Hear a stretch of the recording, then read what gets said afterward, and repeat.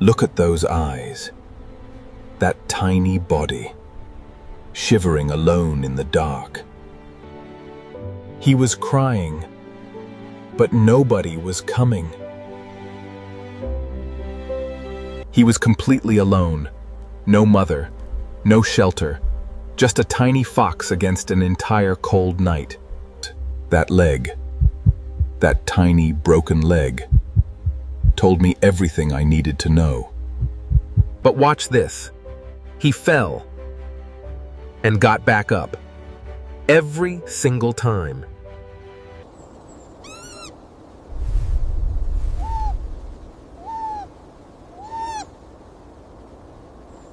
I almost didn't go for that walk. Sage. I almost stayed home. Then I saw them. Two tiny eyes, staring back at me from the dark. I didn't move fast, I didn't make a sound. I just went down to his level. Those eyes. So much fear in something so small. Easy, little one. I promise. I won't hurt you. And then, something I will never forget. He took one small step toward me. He sniffed my hand. For the very first time, I could feel his tiny breath. Right there, that tiny cold nose touched my hand. That was the moment. I held my breath. I didn't want to break whatever this was. He let me pick him up. This wild little creature. Just let me hold him. I walked home faster than I had in years, this tiny life in my hands, depending on me.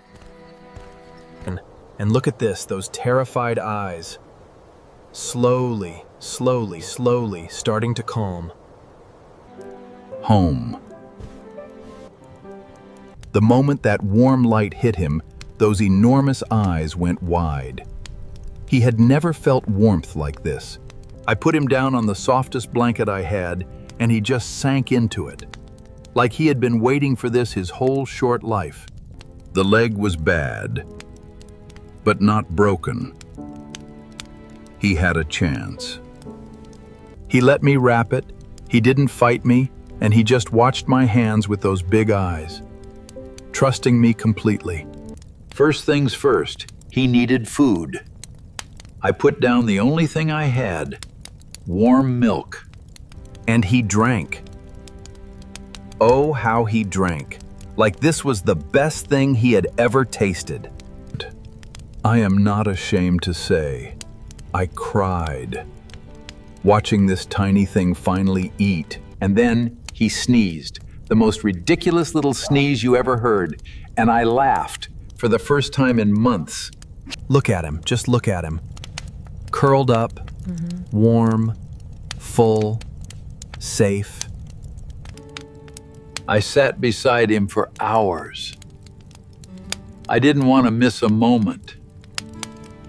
And then, in his sleep, he reached out and put his tiny paw on my hand. Morning came. I hadn't slept at all. And there he was, still there, eyes open, looking right at me. He followed me everywhere. Kitchen, bedroom, bathroom, everywhere. He would climb up on the table, put his nose inches from mine and just stare, like I was the whole world. I had been alone for so long. I had forgotten what it feels like. But every morning he would sit at the window and stare at the forest. I knew what that meant. And I was okay with it, because you cannot love something wild and keep it caged. That is not love. That is fear. The day I opened the door, he walked out slowly, then stopped and looked back at me. And then He ran back, right back to me. Not ready yet, neither was I. The real day came a week later.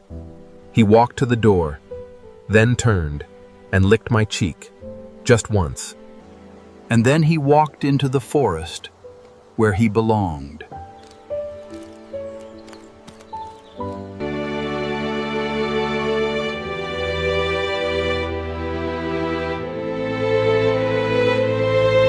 I didn't cry because I knew he was going to be okay.